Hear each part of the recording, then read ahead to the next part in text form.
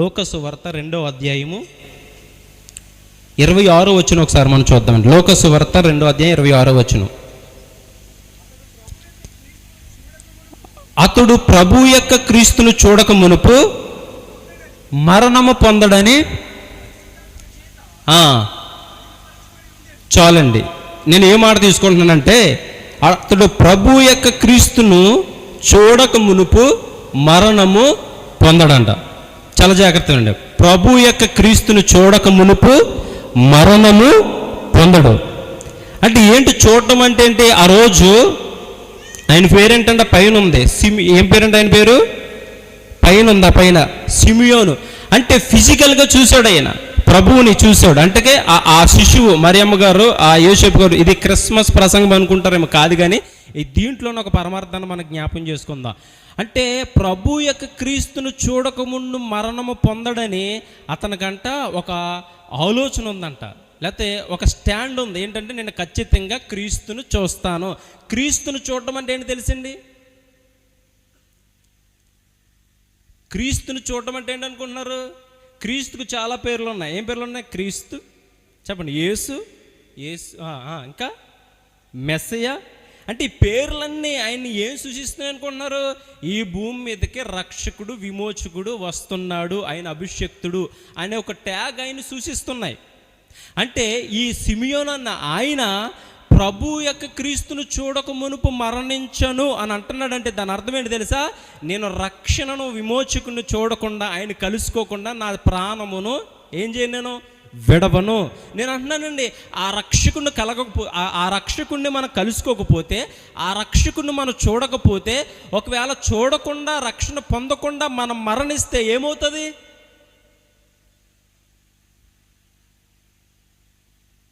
అర్థమవుతుంది నా మాట మీకు? అంటే మన కొరకు ఆ రక్షకుడు, ఈ భూమి మీదకి దిగి వచ్చిన రక్షకుడిని మనం కలుసుకోకపోతే, ఆ రక్షకుడిని మనం అంగీకరించకపోతే, ఆ రక్షకుడిని మనము స్వీకరించుకోకుండా అంగీకరించుకోకుండా మనం మరణిస్తే, చెప్పండి, ఆ మరణానికి చెప్పండి ఏముంది? వేదన ఉంది. ఆ మరణానికి ఏముంది? బాధ ఉంది. ఆ మరణానికి ఏముంది? శాపం ఉంది. ఆ మరణానికి ఏముంది? ఉగ్రత ఉంది. ఆ మరణానికి ఏముంది? శిక్ష ఉంది. ఎప్పుడు? క్రీస్తును కలుసుకోకుండా. ఎందుకు కలుసుకోవాలి మన క్రీస్తునంటే?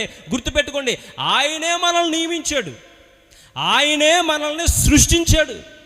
ఆయన స్వహస్తాలతో ఏదైనా తోటలో ఈ మానవాళికి పునాది ఆయన చేతుల మీద పడింది. చెప్పండి, మన సృష్టికర్త ఎవరు? మనం సృష్టించింది ఎవరండి? యేసుక్రీస్తు. అంటే యేసుక్రీస్తు కొత్త నిబంధనలో ఉన్నాడని మీరు అనుకుంటున్నారేమో. చెప్పండి, మనం సృష్టించింది మొదలుకొని ఉన్నది ఆయనే. నాకు ఇచ్చిన 20 నిమిషాల్లో నేను మళ్ళీ దాంట్లోకి నేను వెళ్ళాను. కానీ అయితే ఇక్కడ ఆ సిమియోను యొక్క సాక్ష్యాన్ని మనం చూసినట్లయితే, నేను నా ప్రభు యొక్క క్రీస్తును చూడకముందు నేను మరణించును. ఒకవేళ అది ఒకవేళ ప్రొఫెసీ ఉండొచ్చు, అది దేవుడు ఈ భూమి మీదకి వచ్చేటప్పుడు ప్రొఫెసీలో ఇది జరుగుండొచ్చు. కానీ ఇది నాకు దీన్ని చదువుతున్నప్పుడు నాకు అర్థమైంది, నిజమే. ఈరోజు ప్రతి క్రైస్తవుడు క్రీస్తును కలుసుకుని, క్రీస్తు రక్తంలో కడగబడి, క్రీస్తుని అంగీకరించిన తర్వాత మరణిస్తే ఆ వ్యక్తికి ఏమి లేదు. ఇందాక చెప్పాను నేను, వేదన లేదు, బాధ లేదు, దుఃఖము లేదు, ఆకలి లేదు, చెమట లేదు. ప్రకటన గ్రంథం అంతా అదే కనపడుతుంది మనకి. ఈరోజు ఒక మాట చెప్తానేనండి, సుజిత్, ప్రీతం, జోషువా, ఈరోజు మరణించిన తర్వాత మనము భావోద్వేగాలు మనకు ఉంటాయి కాబట్టి శరీరానుసారంగా ఏడుస్తాం. కానీ బైబిల్ పచ్చిగా ఏం చెప్తుంది తెలిసిందే? ఏమంటుంది? ఏడవద్దు. అంటే ఏడవద్దని నేను అంటలేదు. అంటే దాని అర్థం ఏంటంటున్నారు అనుకుంటున్నారు? మీ ఏడుపు, గుర్తుపెట్టుకోండి, మీ ఏడుపు చనిపోయిన వారి కథ కొరకు, బతుకుండి చనిపోయారే వారి కొరకు ఏడవండి. మీకు కూడా చెప్పనా? సిలువలో మొట్టమొదటి మాట దేవుడు పలికాడు కదండి. మొట్టమొదటి మాట పలకముందు దాని పైన జరుగుతుంది. ఏమంటాడు తెలిసింది ఆయన? యెరూషలేము వీధుల్లో నుంచి దేవుణ్ణి, అనగా ప్రభు అయిన యేసుక్రీస్తు వారిని సిలువ యాగానికి తీసుకొస్తున్నప్పుడు హింసిస్తూ, దూషిస్తూ, రకరకాల కొడుతూ, అవమానపరుస్తూ, ఉమ్ము వేస్తూ, హెంగింగా మాట్లాడుస్తూ, దూషిస్తూ భయంకరంగా ఆయన్ని తీసుకొస్తుంటే కొంతమంది స్త్రీలు, భక్తిపరులైన స్త్రీలు ఆయన దగ్గరుండి చూసినవారే, ఈయన మాట ద్వారా పాపం చేయలేదే, చూపు ద్వారా పాపం చేయలేదే, వ్యభిచారిని కూడా అమ్మాని పిలిచాడే, కుష్ఠరోగులను కౌగిలించుకున్నాడే, ఏ కుటుంబాన్ని కూడా అన్యాయం చేయలేదా, ఏ ఒక్కరికొకడు కీడు చేయలేదా, ప్రతి ఒక్కరిని ఆదరించాడే, ప్రతి ఒక్కరిని ప్రేమించాడే, ప్రతి ఒక్కరిని దీవించాడే, ప్రతి ఒక్కరిని ఇష్టపడ్డాడే. ఇటువంటి ఆయన్ని ఇంత భయంకరంగా ఎందుకు వీరు చిత్రహింసలు పెడుతున్నారు? కొంతమంది స్త్రీలు రొమ్ములు కొట్టుకుని ఏడుస్తుంటే ప్రభు ఏమన్నాడండి? శబాష్ అన్నాడా? వాళ్ళని చూసి మురిసిపోయాడా? అంటే గుర్తుపెట్టుకున్నా, ఆడి ఏడుపు తప్పు అంటలేదు నేను, వాళ్ళ ఏడుపుని నేను తప్పు పట్టలేదు. కానీ దాంట్లోనే ఒక పరమాత్మ ప్రభు మనకు నేర్పిస్తాను. అమ్మా, నా కొరకు ఏడవద్దు. ఎవరి కొరకు ఏడండి? మీ కొరకు, మీ పిల్లల కొరకు. నేను చెప్తానండి సహోదరు రత్నగారి గురించి, గొప్పగా ఏం చెప్పట్లేదు, ఉన్నదే చెప్తాను. ఎందుకంటే నాకు వాళ్ళ ఇష్టం ఉండదు అలా చెప్పడం. తన బిడ్డల కొరకు ఎంత కన్నీరు కాస్తుందో నాకు తెలుసు, దగ్గరుండి చూశాను నేను. చనిపోయిన తర్వాత కన్నీరు కార్చొద్దని నేను చెప్పట్లేదు. చనిపోకముందు నీ బిడ్డలు రక్షణ పొందాలి, దేవుని రాజ్యంలో ఉండాలి, నీతిమంతులుగా మారాలి. వారు మరణించిన తర్వాత నువ్వు ధైర్యపడాలి. నా మరణించిన తర్వాత నా కుమారుడు కానీ, నా కుమార్తె కానీ, లేకపోతే నా ఫ్యామిలీ కానీ, నా రక్త సంబంధులు కానీ వీరు ఖచ్చితంగా దేవుని రాజ్యంలో ఉంటారన్న నిశ్చిత మనకు ఉండాలి. బాగా వినండి, చనిపోయిన తర్వాత అందరూ అంటారు ప్రభు పిలుపుని పొందుకున్నాడని. మీకు కూడా తెలుసా, రక్షణ లేని వారు కూడా అదే మాట వాడుతున్నారు ఇప్పుడు చాలామంది. రక్షణ పొందు కూడా అండి లోక సంబంధంగా బ్రతికి మరణిస్తే చెప్పండి ప్రభు యొక్క పిలుపు పొందుకున్న, రెస్ట్ ఇన్ పీస్. చాలామంది వాడుతున్నారు, ఎందుకంటే ఇంకా అలవాటు అయిపోయింది అది. ప్రభు పిలుపుని అందుకున్నాడు, దేవుని రాజ్యంలోకి వెళ్ళాడు, నీతిమంతుని జ్ఞాపం చేసి కూడా చెప్పండి ఏంటంట ఆశీర్వాదం. చెప్పండి, అసలు నీతిమంతులు ఎవరు? అదొక పాయింట్. అయితే అసలు నీతిమంతులను జ్ఞాపం చేసుకోవడం ఏంటి? ఏం జ్ఞాపం చేసుకోవాలి నీతిమంతుల్ని? పేరుని కాదు,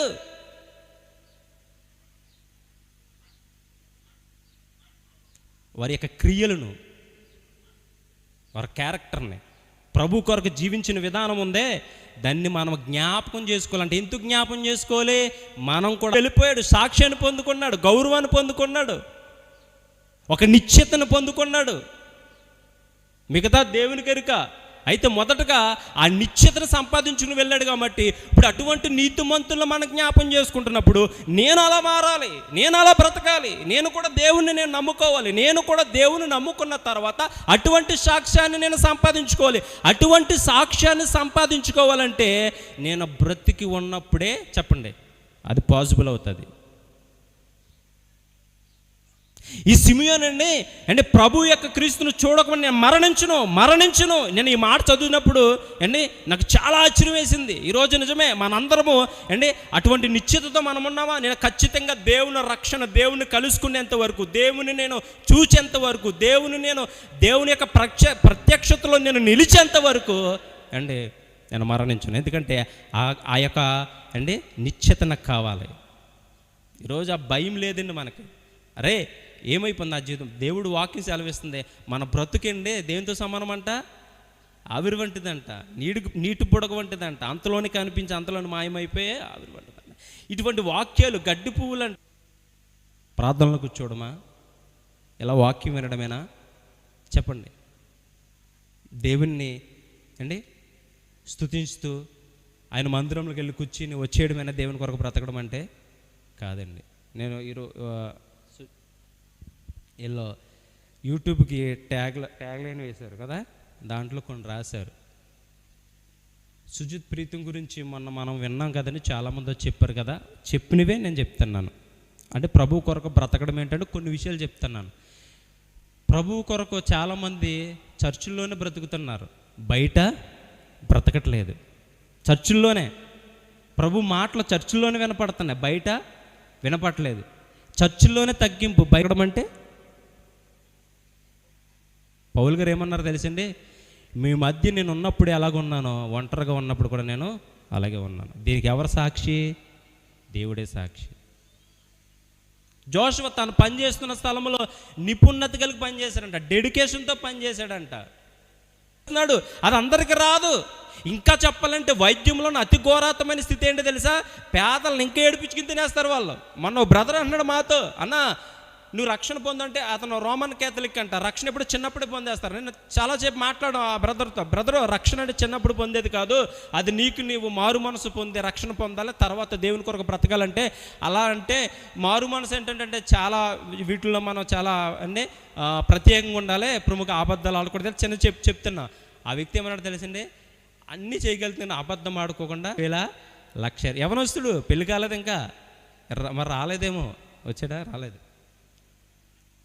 ఆ వ్యక్తి ఏమన్నా రోజుకు 100 అబద్ధాలు. ఏం అబద్ధాలు అంటే, అన్న వస్తారు హాస్పిటల్కి వస్తారు, వాళ్ళు ఒకవేళ బ్రతకరని మాకు తెలుసు, కానీ బ్రతికితారని అడ్మిట్ చేసుకోవాలి, ఎంతో కొంత బిల్లు వేయాలి, ఇలా చేయాలి అలా చేయాలి, ఎంతో కొంత మరి డబ్బులు సంపాదించాలి కదా, ఇలా చెప్పాలి అలా చెప్పాలి అంటున్నాడు. తమ్ముడు అది తప్పు కదంటే మరి ఏం చేస్తాం? మరి ఎలాగ? నేను అన్నాను, తమ్ముడు నువ్వు క్రీస్తు కొరకు బ్రతకాలనుకుంటే, అబద్ధం ఆడుకోకుండా నువ్వు ఉండాలని అనుకుంటే, నువ్వు అక్కడ ఉంటే అబద్ధాలు ఆడకుండా ఉండలేవు. క్రీస్తు కొరకు బ్రతకడం అంటే నష్టపోవాలి, క్రీస్తు కొరకు బ్రతకడం అంటే చెప్పండి చంపుకోవాలి, క్రీస్తు కొరకు బ్రతకడం అంటే ఎదుటివారి యొక్క చెప్పండి ఆనందాన్ని మనం కోరుకోవాలా, ఎదుటివారిని ప్రేమించాలా. క్రీస్తు అదే చెప్పాడు కదండి. 10 కామెంట్స్ని 2 ఇట్లో చూపించాడు. ఒకటే, నిన్ను వాళ్ళు నీ పొరుగు వాడిని ప్రేమించు, ఇంకోటి నీ పూర్ణ మనసుతో, పూర్ణ బలముతో, పూర్ణ వివేకం. ఈ 2 క్రైస్తవుడు పాటిస్తే చాలు, దేవుని 10 ఆజ్ఞలు పాటించేసినట్టే. పొరుగు అని పక్కన పెట్టండి, మన సొంతల్ని మనం ప్రేమించలేకపోతున్నాం. మనం ప్రేమిస్తున్నామా? సొంతల్ని ప్రేమించలేకపోతున్నాం, రక్త సంబంధాలు ప్రేమించలేకపోతున్నాం. ఎందుకంటే లోపల క్రీస్తు మనలోకి రాకపోతే మనలో ఏం పని చేస్తుంది తెలుసా? ఏం పని చేస్తుంది? శరీర కార్యాలు పనిచేస్తాయి. డెడికేట్తో పని చేశాడంట. పేదోళ్ళు దీనులు వస్తే ఆదరించాడంట. ఇంకేం చేశాడండి? హాస్పిటల్లో ప్రైవేట్ మనీ కూడా వస్తుంది, మనం సంపాదించాలి కానీ ఎక్కడైనా ఉంటుందండి. దాన్ని ఏమంటారు? జక్కి ఉన్నాడు కదండి బైబిల్ గ్రంథంలో, బల్ల కింద ఒక్కొక్కడికి 4 అంతలు ఇచ్చాడంటే ఎంత తీసుకుని ఉంటాడండి ఆయన? అలా సంపాదించే అవకాశాలు చాలా ఉన్నాయి. కానీ ఆ జోషం అన్నాడంట, వెళ్ళి రిపోర్ట్ చేసేవాడంట. అదేనా చెప్పారు? ఏం చేసేవాడంట? వెళ్ళండి రిపోర్ట్ చేశారంటే, ఇలా చేస్తున్నారండి, తప్పు కదండి, ఇలా చేయకూడదు, నాకొద్దు, నేను తీసుకోను. నేను అంటున్నానండి, ఇంకా చాలా విషయాలు ఉన్నాయి. ఈ రీతిగా ప్రభు కొరకు మనం బ్రతుక్కోకుండా, ఈ రీతిగా ప్రభు కొరకు మనం నిలబడుకోకుండా మనం మరణిస్తే ఆ మరణం వేదన తప్ప మరొకటే ఉండదు. వేదన పొందు స్థలమునకి మనం వెళ్ళకూడదంటే గుర్తుపెట్టుకోండి, బ్రతుకుండగానే ప్రభు అయిన యేసుక్రీస్తు వారిని మనం సొంత రక్షకుడిగా అంగీకరించాలంట. యోహాను సువార్త త్వరగా యోహాను సువార్త ముగిస్తాను. యోహాను సువార్త 14వ వచనం మొదటి నుంచి చదవండి స్పీడ్గా. మీ హృదయములు కలవరపడనీయుకుడి, దేవుని యందు విశ్వాసం ఉంచి ఉన్నారు, నా యందు విశ్వాసం ఉంచుడి. నా తండ్రి ఇంట అనేక నివాస స్థలములు కలవు, లేని యెడల మీతో చెప్పుదును, మీకు స్థలము సిద్ధపరిచి వెలుచున్నాను. నేను వెళ్ళి మీకు స్థలమును సిద్ధపరిచిన యెడల నేనుండు స్థలంలో మీరును ఉండులాగున మరలా వచ్చి నా యొద్ద నుండి మిమ్మల్ని తీసుకుని పోవుదును. నేను వెళ్ళుచున్న స్థలమందు మార్గం మీకు తెలియను. చాలా జాగ్రత్తగా ముగిస్తున్నాను నేను. ఫస్ట్ మనం చూసాం, లోకసువార్త 2వ అధ్యాయంలో చూసాం, ప్రభువుని చూడకముందు, చేరకముందు, కలుసుకోకముందు నేను మరణించును. ఈరోజు మన నిశ్చయత ఏంటి తెలిసింది? ప్రభువును మనం కలుసుకోవాలి, ప్రభువును మనం చూడాలి. అంటే ఏంటి? రక్షణను మనం పొందాలి. రెండోది, రక్షణ పొందిన తర్వాత ఏం చేయాలి? ప్రభువు కొరకు బ్రతకాలి. రక్షణ పొందిన తర్వాత అయిపోయింది అనుకోవద్దు. అంటే కొంతమంది ఫీలింగ్ ఎలా ఉంటుందంటే, బాప్తీసం పొందామంటే పరలోకానికి చెప్పండి గ్యారంటీ బాప్తీసంలో లేదు, మన బ్రతుకులో ఉంది. అంటే బాప్తీసం పొందిన తర్వాత నీ జీవిత విధానం శైలి ఉందే, దాన్ని బట్టి పరలోకం ఇస్తాడు. నువ్వు చర్చికి వెళ్ళొచ్చు, 40 సంవత్సరాలు 30 సంవత్సరాలు వెళ్ళొచ్చు, నువ్వు కానుకలు ఇవ్వచ్చు, నువ్వు మందిరానికి ఏ రోజు ఆబ్సెంట్ లేకుండా వెళ్ళొచ్చు, నువ్వు ఎన్నైనా చల్లొచ్చు. నీ రక్షణ యొక్క వస్త్రాన్ని నువ్వు మలినము చేసుకుంటే దేవుడే అంటాడు, ఇటు కాళ్ళు చేతులు కట్టేసి ఎక్కడ పడేయండి. నేనన్నా నా మాట ఎవరన్నారు? మత్తయి సువార్తలో అంటాడు ప్రభు, వెలుపటి చీకట్లో. అంటే నీ రక్షణ వస్త్రం ఏది? అయ్యా నేను పొందానయ్యా రక్షణ. పొందో. రక్షణ పొందిన ఆ రక్షణ అనుసారంగా జీవించావా? ఆ రక్షణ విలువను నువ్వు కాపాడుకున్నావా?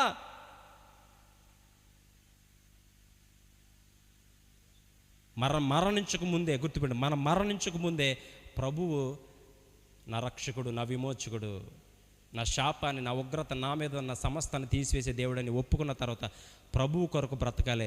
తర్వాత ఆయన ఏం చెప్తుందో తెలిసి, ఎవరు ప్రభువు కొరకు బ్రతుకుతారో వారి కొరకు ఏమి సిద్ధపరిచి వెళ్ళాడంటే ఆయన నివాస స్థలంలో. మీరు అనొచ్చు ఎన్ని సెంట్లు అంటే నేను చెప్పలేను, అది కొంతమంది ఈ లెక్కలు కూడా వేస్తారు. నివాస స్థలమా, ఎన్ని సెంట్లు ఇస్తారో, బిల్డింగ్లు ఉంటాయా? ఒకవేళ నిజం చెప్పండి, మీకు డౌట్ వచ్చింది ఇప్పుడు. నివాస స్థలం అనగానే అంటే ఏమనుకుంటున్నారు మీరు? ఒక 2-3 సెంట్లో బిల్డింగ్ అంటే డబుల్ స్టేర్ బిల్డింగ్. నివాస స్థలం, నువ్వు అక్కడ ఉంటావంతే. అది ఎలా ఉంటుందో మనం చెప్పలేం. అంటే మన కొరకు నివాస స్థలాన్ని సిద్ధపరచడానికి వెళుతున్నాడు ఎవరు? మనం నమ్ముకున్న దేవుడు ప్రభువు. అయితే నివాస స్థలములు ఎవరి కొరకు సిద్ధపరుస్తున్నాడో తెలుసా? ఆ నివాస స్థలముల కొరకు ఎవరెక్కడ సిద్ధపరుస్తారో వారి కొరకు సిద్ధపరుస్తున్నాడు ఆయన. అర్థమైంది నా పాయింట్? అంటే ప్రభువు పరలోకంలో నివాస స్థలములు ఎవరికి సిద్ధపరుస్తున్నట? ఇక్కడ ఎవరు సిద్ధపడుతున్నారో వారి కొరకు. అందుకే పైన అంటాడు, నా తండ్రి అంటే అనేక నివాస స్థలములు కలవు, లేని ఎడలు మీతో చెప్తాను. లేని ఎడలు అంటే దాని అర్థం ఏంటో తెలుసా? ఇక్కడ కూర్చున్న మనలో ఎవరెవరికి లేవో కూడా చెప్పేస్తాడు ఆయన. నువ్వు రావు నా రాజ్యానికి, నీ లేదు స్థలం, నీకు లేదని కూడా చెప్పగలడు ఆయన. లేని ఎడలో చెప్తాను. అంటే మనం ఈరోజు క్రైస్తవులో మనము ప్రభు కొరకు ఎలా బ్రతకాలో అండి దేవుని ఒక చాలా స్పష్టంగా మాట్లాడుతున్నాం మనతో. నివాస స్థలాలు సిద్ధపరచడానికి వెళ్తున్నాను నేను. అయితే దేవుడు అన్నమాట తెలుసా, ఎవరు సిద్ధపడతారో చెప్పండి వారికే ఆ స్థలం అంటూ వెళ్తే ఆయన ఏమంటాడు కింద అంటాడు, ఆ సిద్ధపాటు ఎలాగో మీకు తెలుసు. ఏమన్నాడండి కింద? నా యొద్దకు మిమ్మల్ని తీసుకుని పోదును, నేను వెళ్ళుచున్న స్థలం అనుకో మార్గం మీకు తెలియను. ఎవరా మార్గం? ఎవరా మార్గం చెప్పండి అమ్మా. నేనే మార్గం, కిందే అంటాడు ఆయన, నేనే సత్యం, నేనే జీవం. ఆయన మార్గములో వెళ్తేనే చెప్పండి మనము మన కొరకు సిద్ధపరిచిన నివాస స్థలానికి మనం వెళ్తాం. ఈరోజు మా తణుకు ప్రాంతం, మా తేతలే నా నివాస స్థలం. అక్కడ నేను ఆ నివాస స్థలానికి వెళ్ళవలసిన మార్గంలో వెళ్తేనే కదా వెళ్తాను. నేను ఎలా వైజాగ్ వెళ్ళిపోతే రూట్ ఉంది కదండి, బస్సు ఉంది. అంటే నా నివాస స్థలానికి మార్గం ఏదో అటే నేను వెళ్ళాలి. లేకపోతే నేను ఎంత ప్రయాణం చేసినా చెప్పండి నేను దూరం అవుతాను తప్ప ఎప్పుడు కూడా నేను రీచ్ అవ్వను. ఈరోజు దేవుని రాజ్యాన్ని మనం చేరుకోవాలంటే ఒక మార్గం ఉంది. అది ఎవరంటే ప్రభువు అయిన యేసుక్రీస్తు వారు. ఆ మార్గంలో ఆయన చెప్పాడు, నువ్వు ఇలా బ్రతకాలి, నువ్వు ఇలా ఉండాలి, నువ్వు ఇలా జీవించాలి, నువ్వు ఇలా ఆనందించాలి, నువ్వు ఇలా దుఃఖపడాలి, నువ్వు ఇలా తినాలి, నువ్వు ఇలా త్రాగాలి. దాని గురించి కూడా చెప్పాడు. నువ్వు ఇలా వస్త్రాలు వేసుకోవాలి, నువ్వు ఇలా అలంకరించుకోవాలి. ప్రతిది కూడా మార్గంలో దేవుడు మనకు తెలియజేశాడు. అవన్నీ నాకు అనవసరం. ఏంటంటే నువ్వు అంటే దేవుని యొక్క నివాస స్థలానికి వెళ్ళగలుగుతావా? ఈరోజు జోషువ ఆ సందర్భంలో ప్రభు మనతో మాట్లాడుతున్నాడు.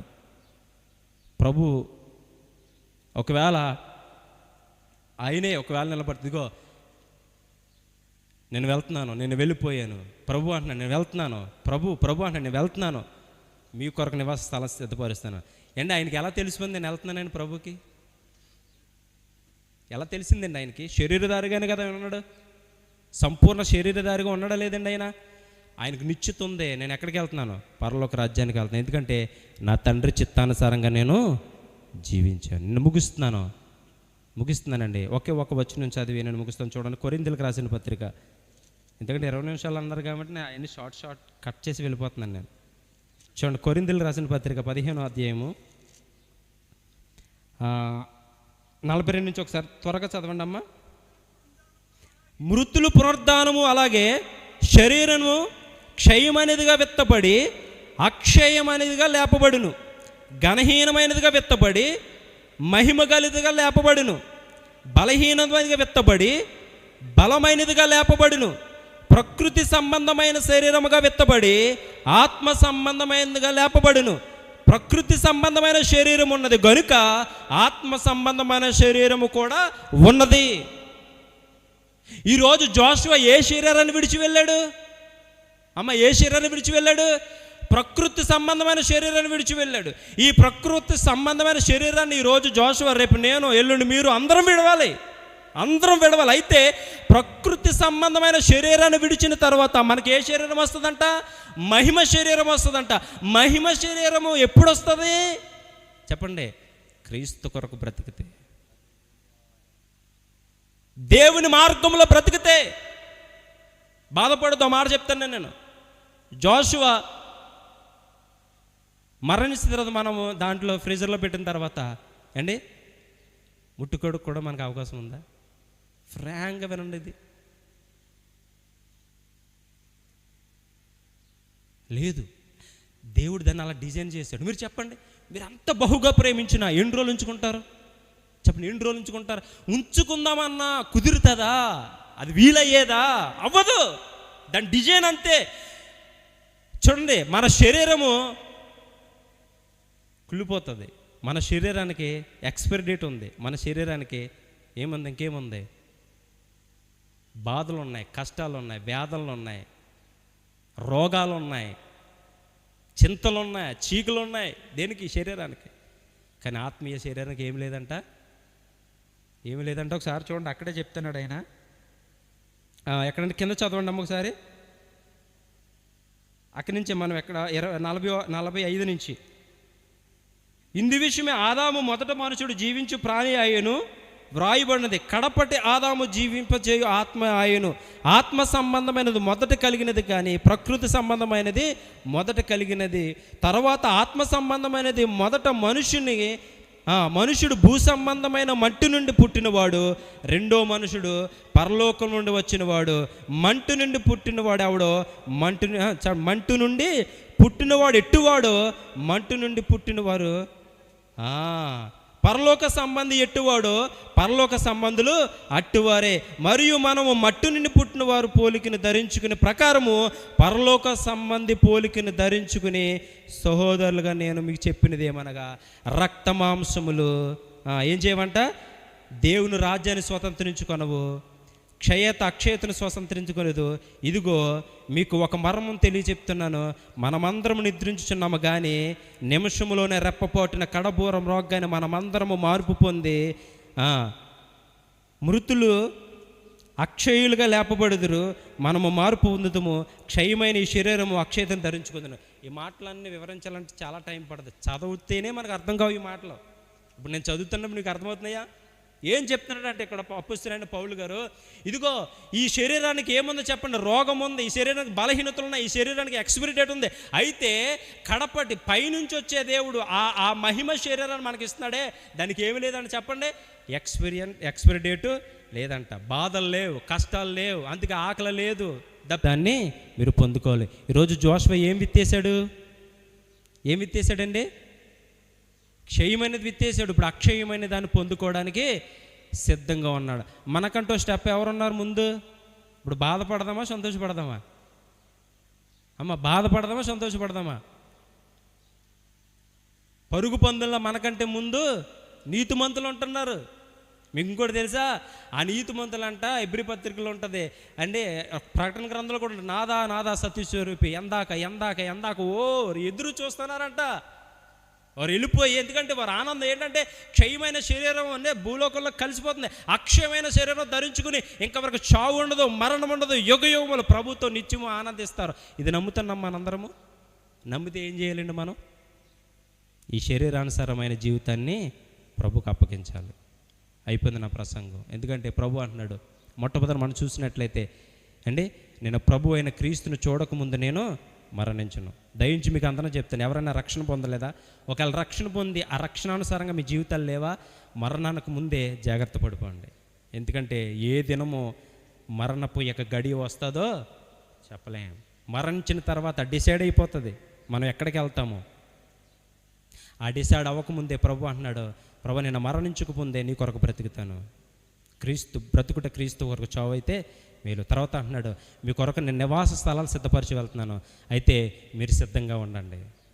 మీరు సిద్ధంగా ఉంటే మీ కొరకు స్థలాలు సిద్ధంగా ఉన్నాయి. నా మార్గంలో కొనసాగిపోండి. ఎందుకు తెలుసా? మీకు అక్షయమైన శరీరాలు, మహిమ కలిగిన శరీరాలు మీ కొరకు నేను సిద్ధపరిచాను. మా అందరం ఆ రీతిగా సిద్ధపడతామండి. చిన్న ప్రార్థన చేస్తాను, కళ్ళు మూసుకొని. ప్రభువా పరిశుద్ధుడా మీకు వందనాలు. దయగల తండ్రి, కృపగల తండ్రి మీకు వందనాలు. ప్రభువా మీరు మాకు ఇచ్చిన ఈ సమయంలో ప్రభువా మీ పరిశుద్ధమైన లేఖనాలను చదివే గొప్ప కృపను మాకు ఇచ్చారు. మీకు వందనాలు. నిజమే మేము కూడా మరణము చూడకముందే ప్రభా మిమ్మల్ని మా రక్షకుడికి అంగీకరించాలి, మిమ్మల్ని మేము కలుసుకోవాలి. మీ కొరకు మేము నాన్న ప్రభా మా జీవితాన్ని తండ్రి అప్పగించాలి. మా మరణానికి ముందు ఇదంతా జరిగిపోవాలి. మా మరణానికి ముందే ప్రభా మేము మా కొరకు ప్రాణం పెట్టిన రక్షకుడిని మేము అంగీకరించాలి. దినాలు మేము వ్యర్థపరుచుకున్నట్లయితే, అజ్ఞానుల వాళ్ళకి ప్రవర్తించినట్లయితే మా మరణం గడి ఎప్పుడైనా వస్తుంది. భూమి మీద ప్రతి ఒక్కరికి మరణము తథ్యమని నీ వాక్యం సెలవిస్తుంది. మరణించిన తర్వాత అయ్యో అని మేము ఎంత గోల చేసినా, ఓదారంగు వస్త్రములు ధరించుకున్న ఆ ధనవంతుడు ప్రభా వేదన పొందుతూ రొమ్ము కొట్టుకుంటున్నాడు. అయ్యో, మరణానికి ముందు నేను ఎందుకు మారలేదు, మరణానికి ముందు నన్ను ప్రభుని ఎందుకు కలుసుకోలేదు, మరణానికి ముందు నేను ఎందుకు నా ప్రభు కొరకు బ్రతకలేదు, నా కుటుంబ సభ్యులు ఉన్నారు వెళ్ళి చెప్పండి అని అక్కడ వేదన పొందే స్థలములు అంటున్నాడు ప్రభా. సిమియోన్ అయితే అలా లేడు. మరణము పొందక ముందే నా ప్రభుని కలుసుకోవాలి, మరణించక ముందే నా దేవుని రక్షణ నేను విశ్వసించాలి. ఈరోజు మనం కూడా అలా ఉందాం. ప్రభు కొరకు బ్రతుకుతాం, మన కొరకు సిద్ధపరిచి తిరిగి రాబోతున్న దేవుణ్ణి ఎదుర్కొందాం. మహిమ దేహాలతో తిరిగి లేద్దాం. మనకు పునరుద్ధానం ఉంది. మన మరణం మన ముగింపు కాదు, కానీ ప్రారంభమైన వాక్య సెలవిస్తుంది. ప్రభా, ఈ వాక్యాలన్నీ మా వెనుకలు దీవించండి. ఈ కుటుంబాన్ని ఆదరించండి ప్రభా. నీ బలమైన ఆత్మాభిషేకం చేత కుటుంబాన్ని నడిపించండి దేవా. ఈ దుఃఖాన్ని, ఈ బాధను ప్రభా అయ్యతని రానున్న దినాల్లో బహుగా సంతోషంగా మార్చే దేవుడు, రెట్టింపు ఘనతగా మార్చే దేవుడు. యోబు జీవితంలో వచ్చిన తండ్రి ప్రభా శోకానికి మించి ఆశీర్వాదం ఇచ్చిన దేవా, ఈ కుటుంబాన్ని కూడా అలాగే మీరు దీవించమని వేడుకుంటున్నాం. ఈ కుటుంబాన్ని అలా హెచ్చించడం దేవని స్తోత్రాలు. ఈ బాధ తండ్రి, ఈ దుఃఖము వారి యొక్క ఆ ఆశీర్వాదానికి ప్రభా కారకంగా మారాలని కోరుకుంటూ యేసునామములో కొత్త ప్రార్థన అడిగి వేడుకుని పొందుకుంటున్నాం మా పరమ తండ్రి. ఆమేన్. దగ్గరగా మనం చప్పట్లు కొడుతూ ప్రభువుని స్తుతిద్దాం. హల్లెలూయా, దేవునికి స్తోత్రం. హల్లెలూయా. ఈ సమయంలో మన మధ్యన బ్రదర్